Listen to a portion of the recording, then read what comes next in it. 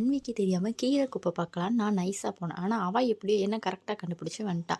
அவள் எப்போவுமே நம்ம என்ன பண்ணுறோமோ அதை பார்த்து அப்படியே காப்பி பண்ணுவாள். நான் பிச்சு போடுறத பார்த்து அவளும் ஒரு 4 இலையை கரெக்டாக பிச்சு போட்டா. சரி ஹெல்ப் தானே பண்ணுறான்னு நானும் நினச்சேன்.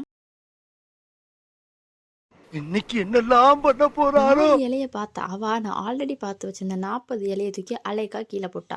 ஒன்று கூட விடக்கூடாதுன்னு சொல்லி எல்லாத்தையும் தூக்கி கீழே போட்டா. திரும்ப அதை எடுத்து நான் யூஸ் பண்ணிடக்கூடாதுன்னு காலை வச்சு நல்லா கரகரன்னு தேய்ச்சி விட்டா. இப்போது தர குப்பையாயிட்டேன்னு சொல்லி கீழே கிடக்கிற எல்லாத்தையும் தூக்கி திரும்பியும் பாத்திரத்தில் போட்டா.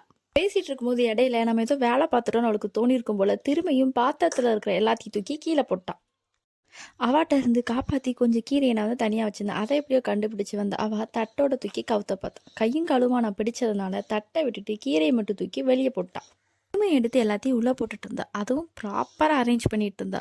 கரெக்டாக பண்ணி என்ன பண்ண போகிறான்னு பார்த்தா, எது பண்ணாலும் பிளான் பண்ணி பண்ணணும்னு ப்ராப்பராக அரேஞ்ச் பண்ண அவ்வளோத்தையும் தூக்கி கீழே கொட்டிட்டா. இதோடலாம் அவளை விடக்கூடாதுன்னு சொல்லி அங்கேயே படுத்தே விட்டானையாங்கிற மாதிரி உட்காந்து ஃபுல் கீரையும் என்கிட்ட இருந்து வாங்கிட்டான். டெய்லி என்ன மாதிரி யாரெல்லாம் இப்படி கஷ்டப்பட்டுட்டு இருக்கீங்கன்னு கமெண்ட்ஸில் சொல்லுங்கள்.